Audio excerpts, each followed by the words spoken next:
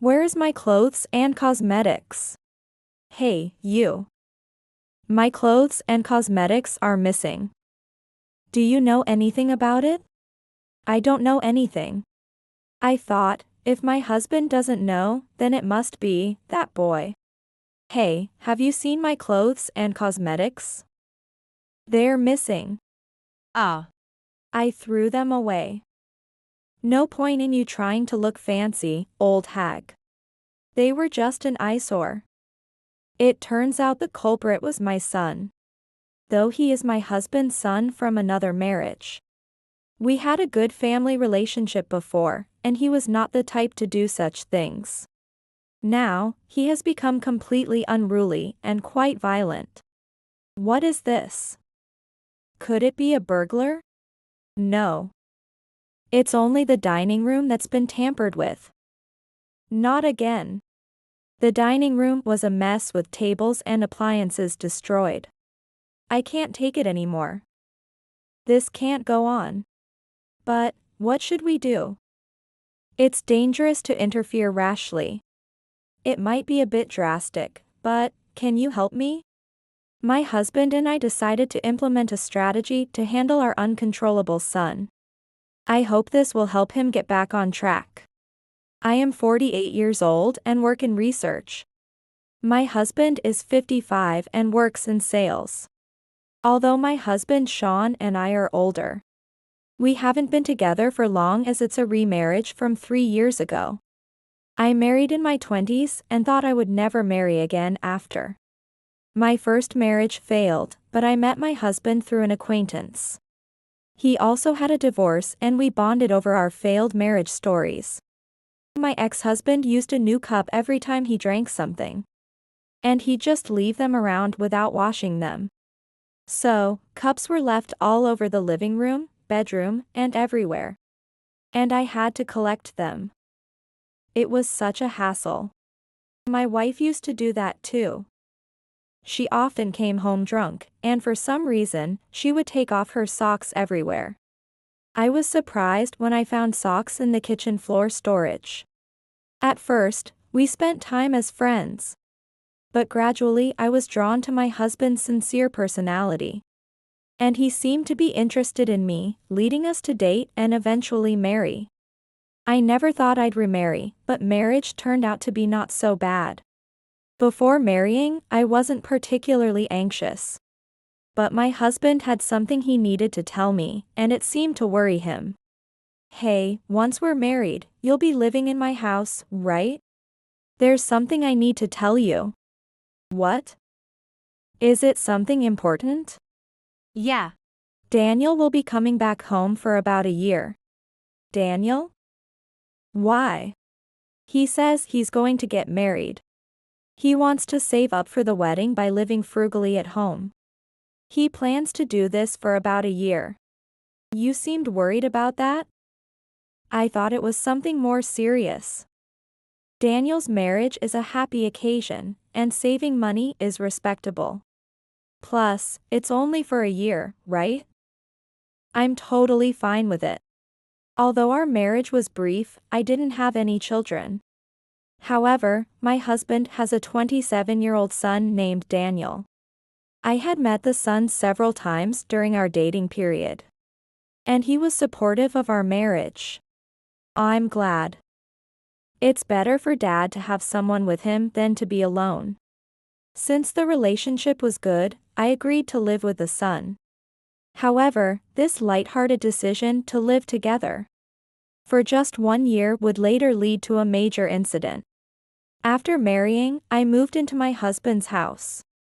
I've been here a few times, but it's a nice house. Not really. It's been 15 years since it was built, and it's starting to fall apart. My husband built the house 15 years ago. It was well maintained and looked clean.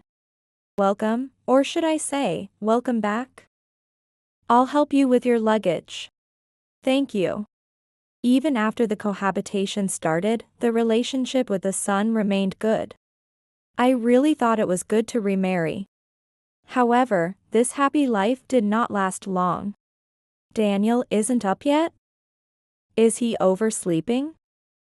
He'll be late for work. I'll go wake him up. One day, a few months after we started living together, the son didn't get up in time for work. I thought he shouldn't be late, so I went to wake him up. Daniel. Are you still sleeping? Are you okay? You'll be late for work. I knocked on my son's door and tried to wake him up, but he was already awake. Mom, I'm off work today. It's okay. Oh, is that so? Sorry. I thought you were going to be late. Rest well. I didn't think much of it that day, but from the next day on, I began to feel something was off with my son. Daniel. Are you oversleeping? You'll be late for work. I'm off today. I have 2 days off. The next day, the son said he was off work. And the following day too. You'll be late for work. Wake up. Shut up. I'm off today. Didn't you say you had 2 days off yesterday? Is your job really okay? I said shut up, thinking it strange to have 3 days off in a row on weekdays. We decided to call our son to the living room that night and ask him about the details. You seem to have been off work for a while. Is everything really okay with your job? I quit my job because it doesn't matter anymore. Quit your job? Aren't you supposed to be saving for your wedding? What will you do now? You're slow. The wedding is off, so there's no need to save money anymore. Why did that happen? It's because my affair got exposed. It appears that although Daniel moved back home to save money, he began to relax and play as his savings grew. Previously, he managed all household chores by himself when living alone. But now with 3 people at home, chores are shared, giving him more free time. With both money and time on his hands, he ended up having an affair. I apologized desperately, but she wouldn't forgive me. Honestly, since the broken engagement was his fault, it serves him right. However, we must be careful with our words, as criticizing him harshly might drive our already unstable son to recklessness. In fact, he already seems reckless. Therefore, we can't be too harsh on him right now. I see. That must have been hard. You need some rest to calm your mind now. You're not a kid anymore, so I won't say anything if you decide to quit your job. But make sure you don't regret it. I know. Just leave me alone for a while. To think that we would end up in such a situation just a few months after starting to live together. And the situation keeps getting worse. I'll leave your meal here. A year later, Daniel quit his job and became confined to his room. Except for going to the bathroom and shower, he doesn't leave his room. And I leave his food in front of his room. Once he's done eating, he places it outside his room, and I collect it. It feels like I'm delivering food inside the house. While we are at work, he uses food delivery services for his meals. He also seems to be buying various items online, like musical instruments, workout gear, and model kits, and deliveries arrive daily. After living like this for a year, Daniel has used up all his saved money. Welcome back. Were you at work today? Wash this apron and towel. With no money left, Daniel started working part-time at a restaurant. Although he began to leave his room because of the job, his personality turned prickly. And his once bright and kind demeanor had vanished. He's become more conversational than when he was confined. But he doesn't respond to our questions and often just states what he wants to be done. I'm constantly told to do this and that, making me feel more like a housemaid than a family member. I understand he might be upset about the failed marriage. But his attitude is simply too harsh, and even my husband has had to scold him. Listen, I won't nag you about work, but can you at least try to behave properly at home? That attitude towards your mother isn't acceptable. Huh? My mother? You mean that old hag who just showed up and acts like she's been here forever? What are you talking about? You used to call her a mom. What's this about calling her an old hag? Stop it, both of you. I'm fine. Daniel must be going through a tough time. It was common for the atmosphere at home to turn sour when Daniel was scolded. If things continued this way, the family might fall apart. So eventually, both my husband and I stopped scolding Daniel. Some might think we should try to talk things over with our son. But it's hard to have a conversation when he's this rejecting. We could only watch over him, and another year passed. I'll be back at 1 a.m., so have dinner ready. Understood. Even after 2 years, Daniel's situation hasn't changed. He continues his part-time job and still treats me like a housemaid. However, thinking that maybe we could start to bridge the gap after 2 years, I attempted to make small talk with him. Daniel, don't you meet any nice girls at your job? Aren't there any women there? What do you mean, nice people? Just because you and Dad are doing well doesn't mean you can lord it over me. Are you trying to brag or what? That wasn't my intention. Romance in your 50s is just disgusting. It was supposed to be a hopeful topic. Thinking that finding a new love might help him move on from his past lover. But it seems I struck a nerve with my son. The gap between us has only deepened. And it seems he was particularly upset by this conversation. Where is my clothes and cosmetics? Hey, you. My clothes and cosmetics are missing. Do you know anything about it? I don't know anything. I thought, if my husband doesn't know, then it must be that boy. I confronted my son. Hey, have you seen my clothes and cosmetics? They're missing. Oh. I threw them away. No point in you trying to look fancy, old hag. They were just an eyesore. It turns out the culprit was my son. The gentle young man who helped move my belongings during the move is nowhere to be found. He has completely changed. Daniel. It seems you threw away your mother's clothes and cosmetics. How could you do such a thing? Stop nagging. Good grief, getting married at your age. You're just an eyesore. We had hoped he would settle down, but instead. Daniel became more aggressive after being scolded by his father. He then kicked and broke our bedroom door. Could my son really possess the strength to break a door? The thought of him becoming violent is chilling. Another year passed, and Daniel's aggression intensified. One early morning, my husband and I were eating breakfast when our son glanced at us and left the house. That night, when my husband and I came home, the dining table and appliances were completely destroyed. What is this? Could it be a burglar? No. Only the dining room has been tampered with. Could it be? Daniel. The devastated dining room had the table flipped over. And items like the pot and condiments that had been on it were scattered on the floor. The front glass of the toaster was also broken. Inside, there was a small bottle of salt that seemed to have been thrown. Maybe our son didn't like that we had breakfast together? Oh, you're back? I made some work for you, so clean it up properly, maid. And since it might be too much for one person, let the maid's husband help out. It appeared our son was home, and he came to the dining room when he noticed we had returned. You. Stop.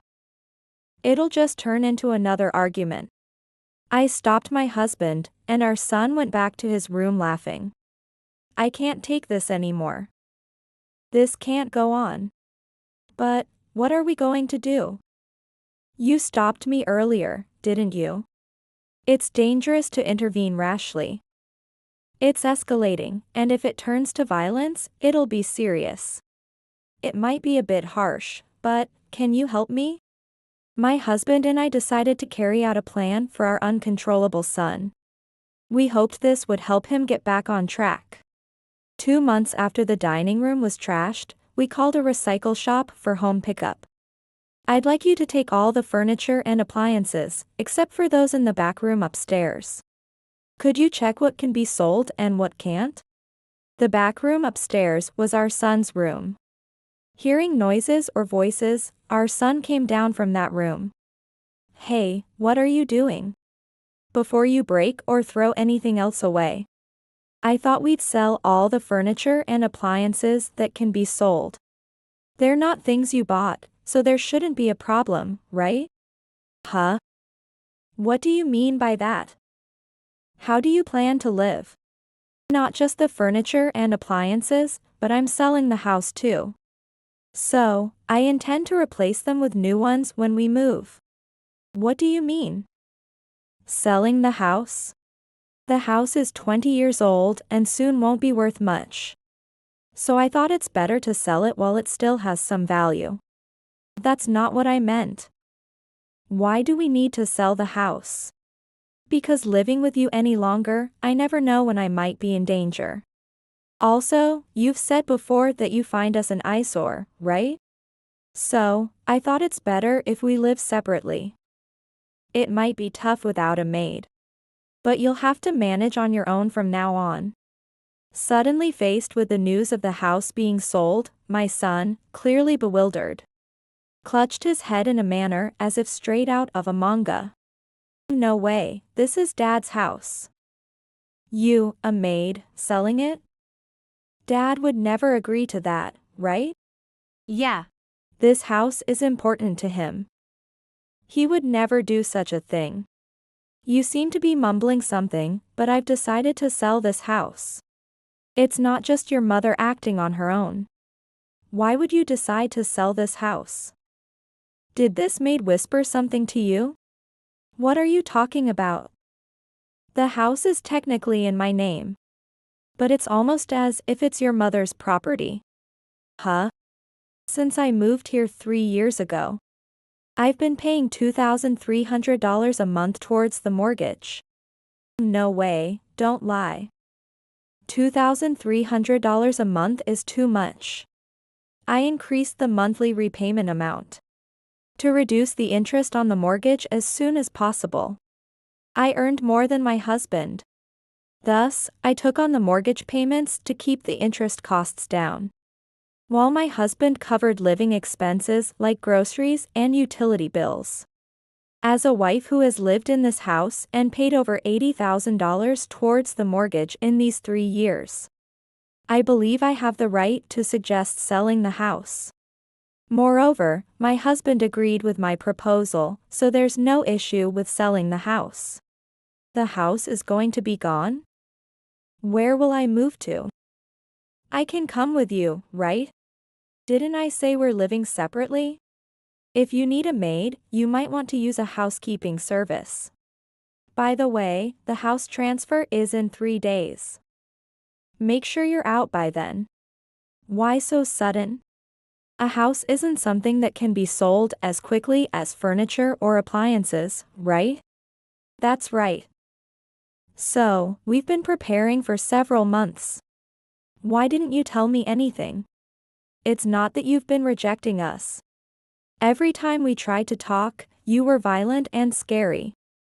Not telling our son about the house sale until the last minute wasn't really because he was violent and scary.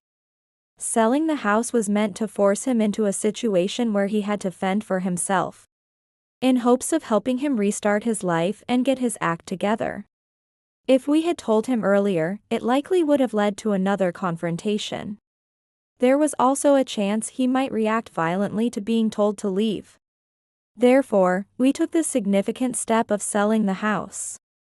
What should I do now? If things stay this way, I'll lose the house. If you want to keep living here, will you pay the mortgage? Even if we reduce the monthly payments? I doubt you can cover it with your part-time job earnings. Or maybe you can rent after selling. Well, that might be tough with your current income. My husband and I wanted our son to experience a situation where he had to figure things out on his own. It was a harsh approach, but we believed that by doing so, he would be compelled to take action and find it easier to make a recovery. So, I just need to leave within 3 days, right? Seemingly realizing that this couldn't go on, he surprisingly backed down more easily than expected and returned to his room. We had the furniture and appliances picked up, and we moved out 2 days later. The day after moving, we went to the house for the handover. I thought Daniel might still be there. My husband and I thought that our son might still be at the house, unable to find a place to move immediately. However, when we checked the house, Daniel was not there, and his room was empty. After successfully handing over the house and returning to our new place, I apologized to my husband. I'm sorry for suggesting we sell your beloved house. If it helps Daniel rehabilitate, I don't mind about the house. Plus, I bought that house during my previous marriage, so I'm not attached to it. And, we got a better price than I thought, so there isn't much mortgage left. My husband said that our son's rehabilitation was more important than the house. I really did remarry a wonderful person. Now, we can only hope that our plan helps Daniel rehabilitate, as there's no way we can help him with that. However, since Daniel shares his father's blood, and despite his terrible attitude up until now, I wasn't too worried. We hadn't heard from him since moving out, but 2 years later, he suddenly contacted us. I'm sorry for everything. I'm managing to get by now. The tough love approach seemed to have worked. However, the path he took was quite bleak. After leaving the house, Daniel struggled to find an affordable apartment near his workplace with his income. Consequently, he crammed his belongings into a storage unit and lived in an internet cafe for a while. He became what is known as a net cafe refugee. Sometimes, when he was short on money before payday, he would sleep in the storage unit, although staying there overnight was against the contract. So he could not rest easy. After 6 months of living as a net cafe refugee and reaching his physical and mental limits, the owner of the restaurant where he worked offered him a job. Daniel started working as a resident staff member at a new restaurant opened by an acquaintance of the owner, and he was able to get his life back on track. As he began to put his life back together, he started to reflect on his reckless behavior and felt overwhelmed by regret every day. That's when he decided to contact us. If you understand now, that's good. You should come and show your face sometime. I don't think I can face you two just yet. I'll do it once I've established myself in my job. It seems Daniel is like his father, inherently honest. But because of his honesty, he deeply regrets his past actions, which I believe causes him pain. Daniel's next challenge will be to overcome this regret. It won't be easy, but I believe he can do it. My husband and I started living just as a couple for the first time since our remarriage. Relieved to have heard from our son, we can now enjoy our belated honeymoon phase.